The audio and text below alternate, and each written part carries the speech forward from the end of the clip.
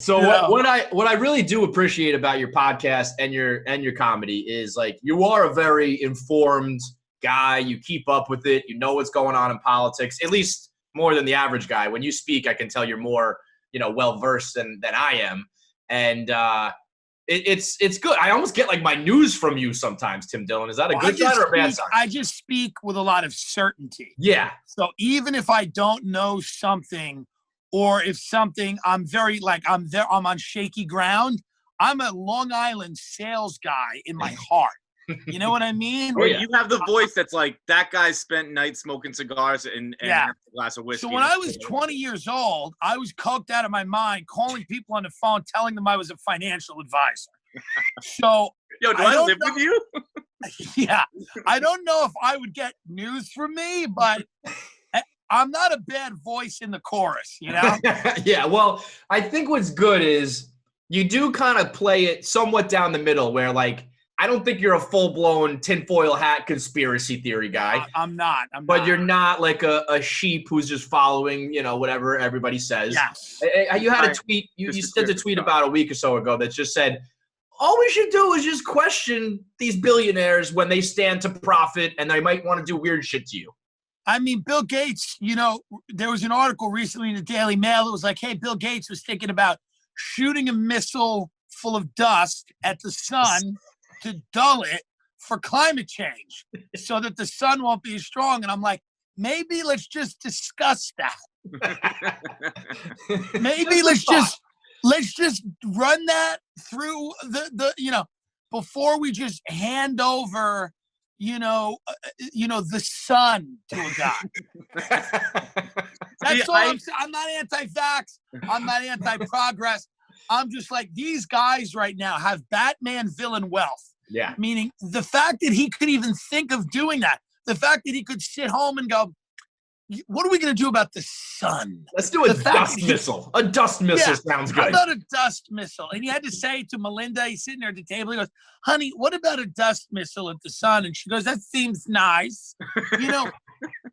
We have to watch these people because these are the same people that say progress is so inevitable that everything's got to be AI and robotics. And I'm like, can't we slow it down a little bit? Can't we slow it down? So that, we don't replace all of the workforce with robot. Like, I just think we just got to stay in the conversation. See, I agree with you wholeheartedly. I think that's smart. I just don't do it. And my question for people like you are like, are you tired a lot? Like, dead serious. Like, are you when I'm done for the day, when this thing hangs up, I'm done thinking. I'm done. I've thought for an hour and I'm out. And the way I described it, Tim, is like in the Matrix in the movie when he's like, you can take the red pill or the blue pill. Yeah. I don't know which color is which, but John takes the opposite pill of you. He just doesn't want to know, doesn't care, I'm about 2 years from now. Okay, see, that's what I was saying that to my girlfriend today. Yeah. Where we were arguing about whether would you want to know if aliens exist if no one would ever believe you? And I said, sure. And she's like, but no one will ever believe you. I go, well, I don't fucking care. I'd be like, you're an idiot. I'm right. Yeah. And because I've been arguing for 10 years about it. And I was like if I read that Bill Gates thing, which I would just go, fucking ridiculous. And I put it down. That I'd agree it's crazy and stupid and we probably shouldn't do it. But I wouldn't project that into the world. Because I'd be like, fight with me and I don't want to deal with that. Part of what I do, right, as a comedian, I got to find things that make me laugh, right?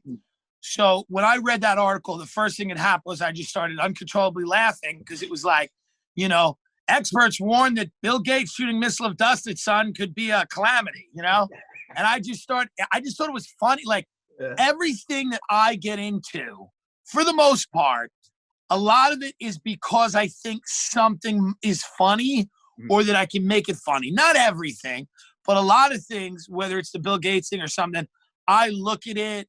Like, I'm obsessed with real estate shows, right? Because I think they're hilarious.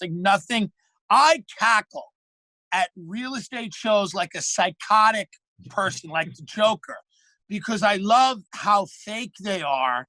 And I love how we're in this crazy economic recession, depression, whatever we are. And the shows on TV are like, this is a $75 million stunning estate in Malibu. And you're like, and then the news is like, coronavirus vaccine several years away, 30 million Americans lose jobs. And then you're watching this show about a guy who's having a water slide installed from his room so that it can go to the Pacific Ocean. And there's something so funny about, it's just such a wild time in our history when those are the options. Right. You're one or the other. Yeah. You're one, you could be fucked totally, or you could be walking around an $80 million house going, this doesn't do it for me. Did you see that story today? The one that since the pandemic started, Americans, billionaires have made $434 billion. They're doing well. Oh They're doing good. They're adding a lot of fucking pools, Tim. That's the shit where you gotta be like, well, let's take a look at that. What the fuck is going on here? You guys made 400 billion while we're all losing, I mean, it's like anything else, right? If you see an opportunity to accelerate a lot of the things that were happening before this pandemic, a lot of these people were heavily invested in, whether it was self-driving cars, automation, AI, all of this stuff right now because of this situation seems not only inevitable, but desirable, right? You'd rather deal with a robot that can't give you coronavirus, right? But what is the economic impact of all that stuff going to be? And how quickly does this accelerate all of those trends? Whether it's surveillance, whether, it's, weird, things where you got to have, discussions about ethics, should we be tracking people that have a fever? Should we be, getting into people's search histories without a warrant, which the FBI can now do? Should we be doing all of these things? And you just got to pay attention to all that stuff.